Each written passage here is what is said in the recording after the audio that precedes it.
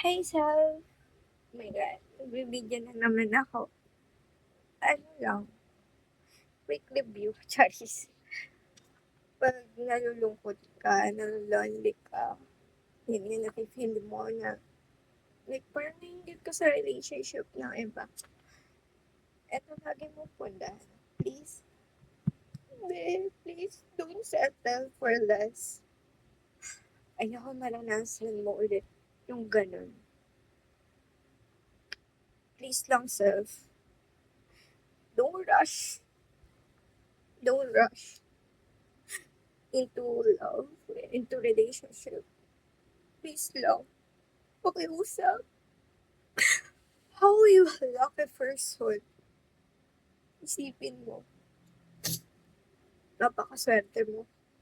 Pwede, nakalaya ka doon sa nakaraan. And please, pag may bumalik na tao, don't come back. Forget that. Forget that, please.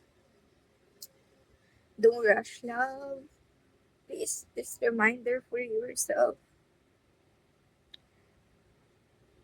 Ang gusto ko lang para sa'yo, sa sarili mo. First, ito yung unang-una sa lahat. Mahalin mo muna yung sarili mo bago ka magmahal ng ibang tao. Kasi sa totoo lang, hindi mo pa mahal yung sarili mo eh.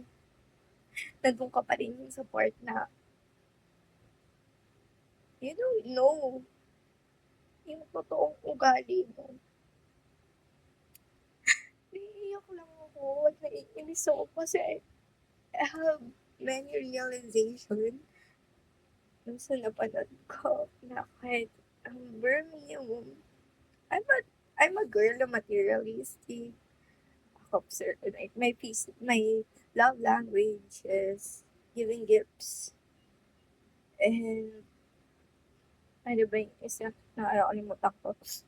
Basta, yung acts of service din pala. Like, alam mo yung tipong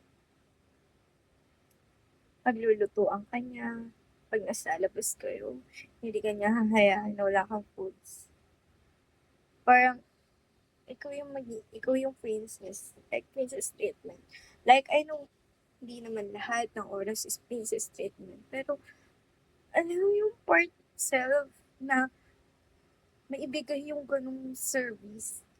Iba yun eh. Diba? Isipin mo yun, self. Ito, reminder ko lang sa'yo. Kung nafe-feel mo na lonely ka, tapos gusto mo nang may ganong relationship, self, please, no. No. Kasi wala ka pang napapatunayan sa sarili mo. Wala ka pa napapatunayan sa totoo lang. Wala ka pa napapatunayan. Kaya self, please, no. No. X. Napakalaki mong person. Sobrang napakahalagang mag-isa ka lang. Kasi isipin mo yung mga nakaraan na month. Diba, ang layo nila sa'yo. Ang layo ng pamilya mo, yung friends mo, yung best friend mo, ang layo nila sa'yo. Kasi nagkarelasyon ka na hindi maganda. Don't, don't, huwag mo ibababa yung sarili mo. Huwag na huwag mo ibababa yung sarili mo. Dahil lang dun sa lalaking mamahalin mo. No. Excel. Dumating man yung araw na may maigusto sa'yo, sabihin mo, kaibigan lang. Kaibigan lang kasi hindi ka ready magkaroon ng relationship. Ipilit man nilang, sir, pakiusap, please. I-stop mo na yung ganun na circle mo.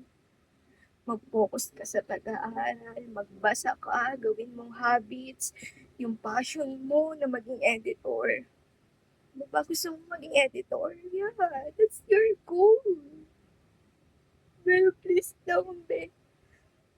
Huwag kang bumalik sa mga nakaraan mo.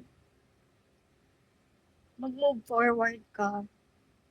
But no rush. Pag-aral ka na mabuti. Pataasin mo yung sarili mo.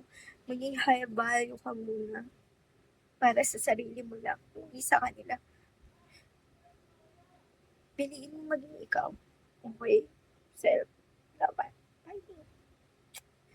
I love you. Dapat. Panoorin mo to, ha? Self. Pag na-feel mo yung ganun. Ha? Isipin mo gaano napakaswerte mong tao. Binigay sa'yo ng parents mo lahat. Kaya ito lang masusukli mo pag-aaral at diploma at walang jowa. Nag-graduate ka. No boyfriend. Study first. Okay? Self. Alam ko ang OA ko masyado pero para sa sarili ko to. Para sa iyo to, self. At sa younger self mo. Gusto ko mag-graduate ka nang walang distraction. Ayun lang. Masaya na ako dun, self. Okay. Yun lang. Bye-bye. It's me, Yanya. Another day, another way for my love yourself. Bye-bye.